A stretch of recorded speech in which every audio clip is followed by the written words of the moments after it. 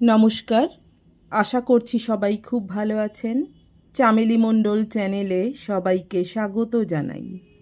আজকে আমি আশাপূর্ণা দেবীর লেখা ছেঁড়া তার গল্পটা পড়ে শোনাবো আপনাদের। আশা করছি গল্পটা আপনাদের ভালো লাগবে। শুরু করছি আজকের গল্প ছেঁড়া তার। তারাপদ! কর্তার উচ্চ চিৎকারে ছুটিয়া আসিলেন তারাপদ নয়, লাবণ্যপ্রভা। বিরক্ত মুখে কহিলেন, ভর সন্ধেবেলা পাড়া মাথায় করছো কেন? করছি আমার খুশি। সে হতভাগা গেল কোথায়? তাকে পাঠিয়েছি আমার কাজে। তোমার এমন কি দরকার পড়ল শুনি? লাবণ্যপ্রভার কথার ভঙ্গি ওই রকম। বিনয় মল্লিক খুব বেশি বিচলিত হন না। একটু উদ্বেগযুক্ত কণ্ঠে কহেন, ও বাড়ির ছোট খুড়োর উঠোনে আলো দেখলাম মনে হলো। লণ্ঠন নিয়ে কে যেন। হলো? তার হয়েছে কি? হয়েছে তোমার মাথা। গোলা ভেঙে ধান কটা বের করে নিয়ে যাক, এই তুমি চাও বোধ হয়। লাবণ্যপ্রভা বিদ্রূপ হাস্যে মুখ বাঁকাইয়া উত্তর করেন, সন্ধে রাত্রিরে আলো জেলে তোমার গোলায় ডাকাত পড়তে এলো। কথা শুনে আর বাঁচি নেই। দিন রাত চোরের ভয়ে চমকে চমকেই কোনো একদিন হার্ট ফেল করবে দেখছি। চোর নয়, চোর নয়, মানুষ। লাবণ্যপ্রভার হিসাবে বোধ করি চোর মনুষ্য পদবাচ্য নহে। তা বিনয়বাবুও চোর নয় মানুষ শুনিয়া কিঞ্চিৎ নিরুদ্বেগ হন। মানুষ? কার দরকার পড়ল ওখানে? পুবের কোঠাটা তুলব বলে গাড়ি চুন সরকি এনে ঢালিয়েছি উঠোনটায়। তাও চুরি যাবে? তোমার যথাসর্বস্ব যেরকম চুরি যেতে বসেছে আজকাল, আমাকেও না কোনো দিন। লাবণ্যপ্রভা ফিক করিয়া হাসিয়া ফেলেন। হয়েছে, ইয়ার কি রাখো। কে গেছে ও বাড়ি? ছোট খুড়োর মেয়ে এসেছে যে। বিনয় মল্লিক হঠাৎ যেন একটা হোঁচট খান। কথাটা বুঝিতে কিছু সময় লাগে। ছোট খুড়োর মেয়ে? কোন মেয়ে? কথার দশা দেখো, মেয়ে আবার ওর গণ্ডা। মণি ঠাকুর ঝি, মনোরমা। ভুলে গেছ নাকি? ভুলব কেন, কিন্তু এতকাল পরে কি মতলবে? মতলব আবার কি? জন্মভূমি, বাপের ভিটে, আসতে নেই। ভাসুর মারা গেছেন, ভাসুর পোড়া মানে না। চলে এসেছে এখানে বাস করবে বলে। বটে, খুব সাধু সংকল্প। তা বাসটি করবেন কোথায় শুনি? কার বাড়িতে? কেন, ও বাড়িতেই করবে? তাতে তো তোমার বাড়ি ক্ষয়ে যাবে না। আমি বলেছি থাকতে। বিনয় মল্লিক হঠাৎ যেন খেপিয়া ওঠেন। বড় কাজ করেছ। বাড়ি তোমার ইয়ের কি না? আমায় একবার বলা কওয়া নেই। তোমাকে বলতে কইতে কাছারি বাড়ি ছুটব নাকি? 4টের গাড়িতে এসেছে। 2 ঘন্টা আমার এখানে বসে। তোমার আর দেখা নেই। তেতেপুরে এসেছে। গা হাত ধোবে, কাপড় চোপড় ছাড়বে। তারাপদকে লণ্ঠন আর চাবি দিয়ে পাঠিয়ে দিলাম। মুখের উপর তো বলতে পারি নে, দেনার দায়ে তোমার বাপের ভিটেখানা আমরা নিলাম করে নিয়েছি। চোখের ওপর 2খানা চামড়া আছে আমার। চোখের চামড়ার উল্লেখটা প্রীতিকর ইঙ্গিত নহে। বিনয় মল্লিকের স্বর উচ্চগ্রামে চড়িতে থাকে। বলতেই বা হবে কেন? জানে না ন্যাকামি? দেনার দায়ে বাড়ি বেচে খেয়েছি। ছোট খুড়ো মেয়েকে এ খবরটুকু জানিয়ে মরতে পারেনি? উড়নচণ্ডে হতভাগা। লাবণ্যপ্রভা বিরক্তি গম্ভীর কণ্ঠে কহেন, মরা মানুষকে গাল দিও না বলছি। বাড়ি তো তিনি বেচে খাননি। তুমি সাইলকের মতো সুদের সুদ কষে অন্যায় করে দখল করেছ। আমার আর জানতে কিছু বাকি নেই। বড় বাক্যি হয়েছে তোমার। রোসো, আগে পাপ বিদেয় করে আসি, তারপর তোমায় দেখে নেব। আবদার কত? 2 দিন 5 দিন নয়, একেবারে বাস করতে এসেছেন। এই বেলা উচ্ছেদ না করলে রক্ষে আছে? কথায় বলে উচ্ছের ঝাড়। লাবণ্যপ্রভা ঘৃণায় মুখটি যথাসম্ভব কুদর্শন করিয়া বলিয়া ওঠেন, তবে আর দাঁড়িয়ে আছো কেন? যাও, গলা ধাক্কা দিয়ে বার করে দাও গে। একাদশীর উপোস করে আধমরা হয়ে এসেছে, গায়ের জোর বেশি লাগবে না। চাই কি, শত্রুর শেষ হয়ে যেতেও পারে। কি পিশাচি হয়ে গেছো!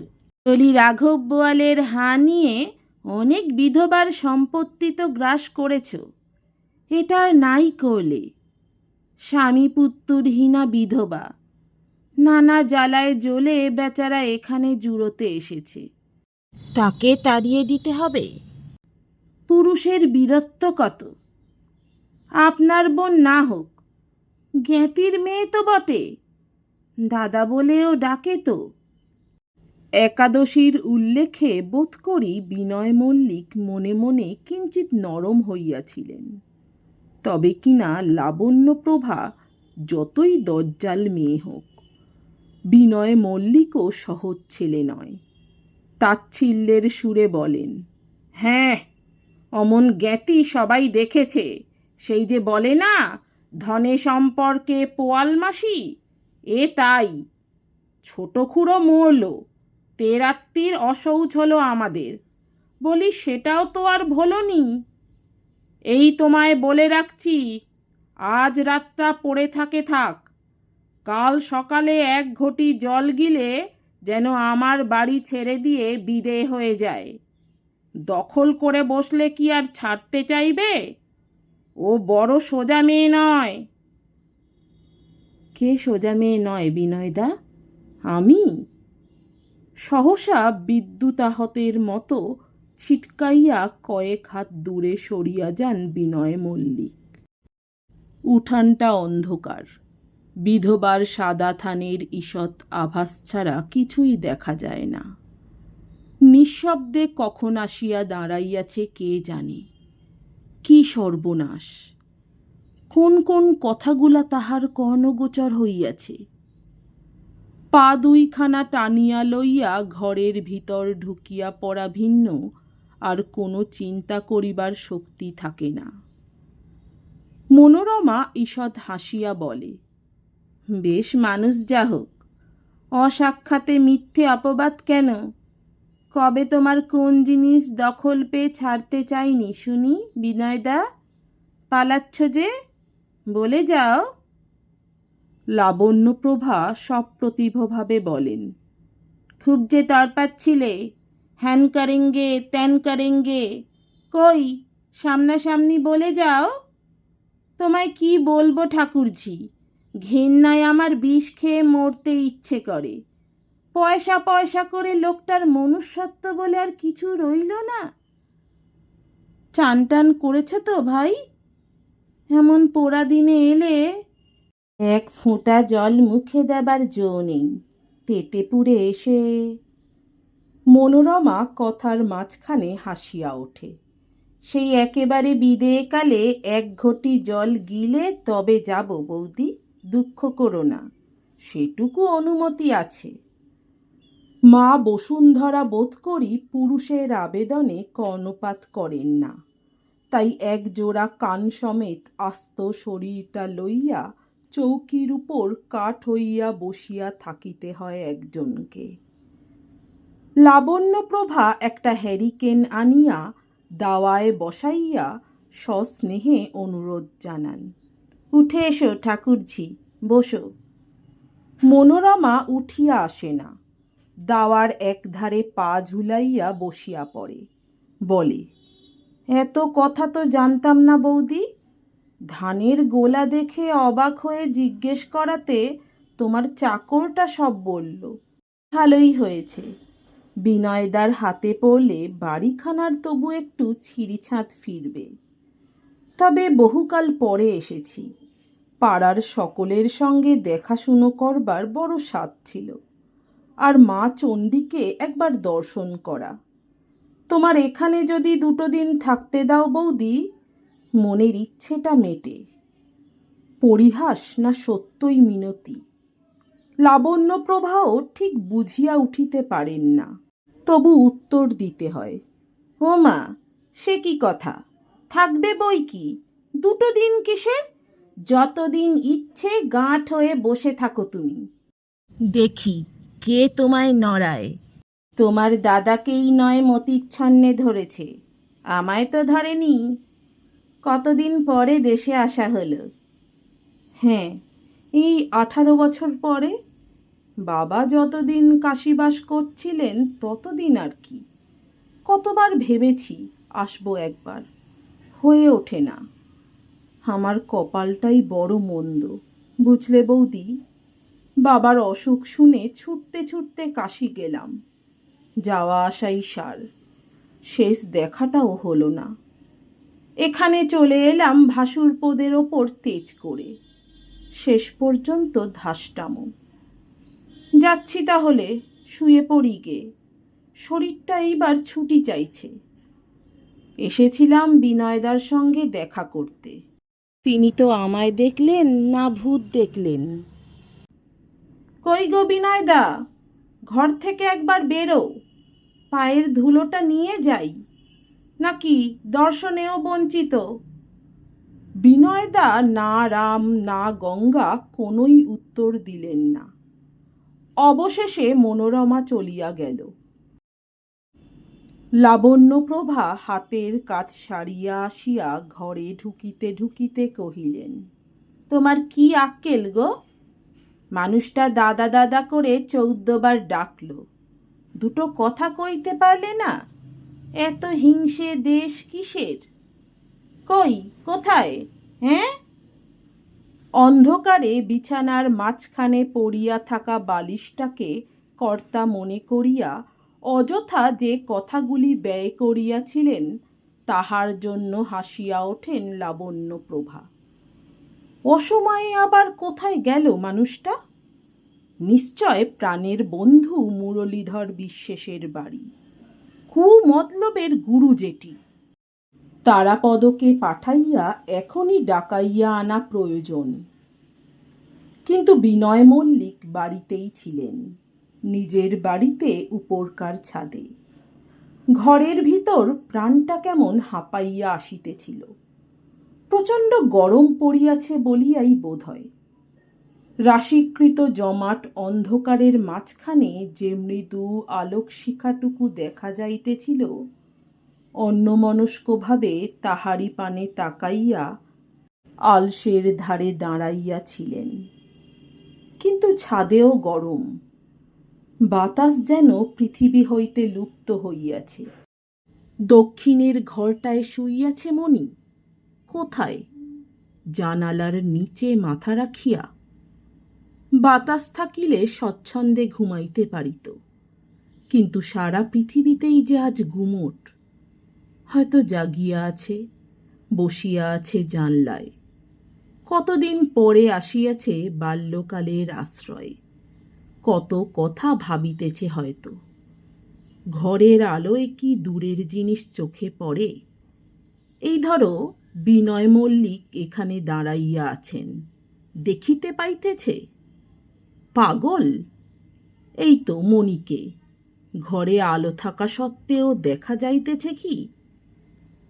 দীর্ঘদিন পরে ও বাড়িতে আলো জ্বলিয়াছে, যদিও বড় মৃদু, তবু আলো তো। স্তূপীকৃত মৃত্যুর মাঝখানে ক্ষীণ একটু জীবনের রেখার মতো। কাল আর জ্বলিবে না। ভাঙা বাড়িখানা জমাট অন্ধকারের পিণ্ডের মতো একদিন যেমন পড়িয়াছিল তেমনই পড়িয়া থাকিবে। এত অপমানের পর কে থাকিতে পারে? মণি তো নই। কি অভিমানী ছিল ছেলেবেলায়। আচ্ছা, তাহাকে কি ভাবিল মণি? পাগল না পাষণ্ড? কিন্তু এতদূর পাষণ্ড মানুষে হয় নাকি? নিজের কথাগুলো একবার মনে মনে উচ্চারণ করিতে গিয়া সমস্ত শরীর অবসন্ন হইয়া আসে বিনয় মল্লিকের। সত্যই কি বলিয়াছিলেন নাকি? মিথ্যা করিয়া লাবণ্যকে চটাইবার জন্য নয় তো? মণি কি সব শুনিয়াছে? আচ্ছা, এমনও তো হইতে পারে সমস্ত ব্যাপারটাই সে পরিহাস মনে করিয়াছে। সেইটাই সম্ভব নয় কি? বিনয়দা মণিকে গলা ধাক্কা দিয়া দূর করিয়া দিবে, এটা কিছু আর বিশ্বাস করার কথা নয়। তবে তবে আর দুশ্চিন্তার কি আছে? এইটুকু শুধু বুঝাইয়া আসা মণিকে, ব্যাপারটা কিছুই নয়, শুধু পরিহাস।